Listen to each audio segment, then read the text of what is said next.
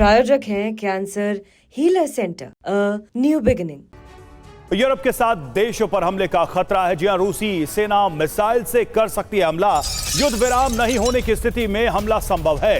रूस को शक है कि यूरोप ट्रंप की बात नहीं मानेगा और नेटो देश नहीं मान सकते हैं ट्रंप की बात, और ऐसे में इस हमले का खतरा बना हुआ है।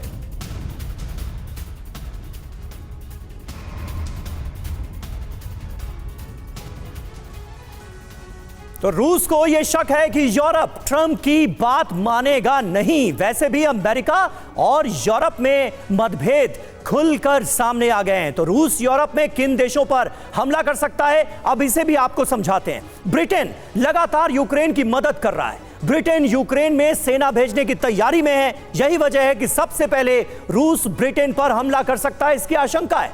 अब रूस का दूसरा टारगेट कौन है? फ्रांस।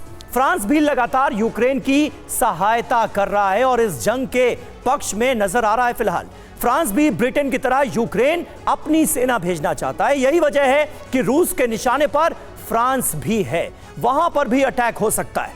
रूस का तीसरा टारगेट है बाल्टिक देश एस्टोनिया। एस्टोनिया और रूस में नार्वा इलाके को लेकर विवाद है।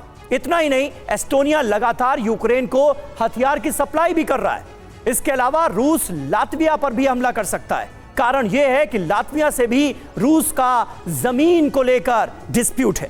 इसके अलावा लातविया युद्ध में यूक्रेन की मदद भी कर रहा है। यानी इन तमाम देशों में एक बात कॉमन है, वो यूक्रेन की मदद कर रहे हैं। लिथुआनिया से रूस का स्वाल्की कॉरिडोर को लेकर विवाद है। लिथुआनिया भी युद्ध में यूक्रेन की मदद कर रहा है।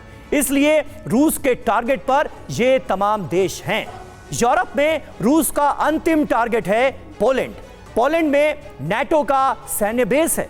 रूस इससे जाहिर है बहुत भड़का हुआ है, नाराज है। इसके अलावा पोलैंड यूक्रेन का सबसे बड़ा मददगार माना जाता है।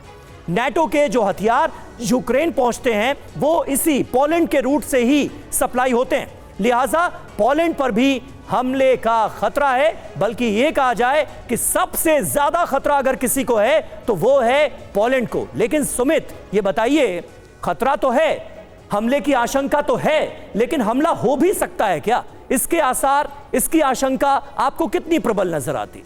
ये बात बिल्कुल तय है कि रूस ये खुद मान के बैठा है कि उसकी अगले 10 साल के जंग सीधे नाटो से होगी, और ये कई बार व्लादिमीर पुतिन भी जाहिर कर चुके हैं। अगर आप देखें इस जंग के अंदर भले ही दोनों तरफ नुकसान हुआ हो, लेकिन एक बड़ी सीख जो रूस को मिली वो ये कि ओल्ड वेपनरीज के ऊपर निर्भर नहीं होना है। कन्वेंशनल वॉरफेयर जो लगातार रूस जिसमें कहते हैं कि लंबे समय से बैठा हुआ था, उसको रिवाइव कर रहा है। ड्रोन्स के ऊपर फोकस करना है। और एक बड़ी चीज जो रूस ने अचीव की वो ये था deep penetration into the Ukrainian borders, और बेलारूस को तैयार करना, अपने साथ एक प्रॉक्सी के तौर पर लड़ाना। तो रूस ने इन 3 सालों में भले ही लूज किया हो, कई चीजें आप कह सकते हैं उनके लोग मारे गए, लेकिन स्ट्रेटेजिकली अगर आप देखें रूस ने बहुत कुछ अचीव किया है। नाटो में यूक्रेन के जाने को रोकना, नाटो की आप कह सकते हैं यूक्रेन के अंदर उसकी मिलिट्री पावर को खत्म कर देना, उसके इलाकों से फैमिलियराइजेशन होना, अपनी आर्मी को सिखाना, कन्वेंशनल वॉरफेयर से निकालना और मॉडर्नाइजेशन की तरफ बढ़ना, ये सारी चीजें रूस ने पिछले 3 साल में सीखी है। और रूस ये जानता है कि अगली बड़ी जंग लंबे समय के लिए उसकी नाटो से ही होगी, और वो लगभग तय है।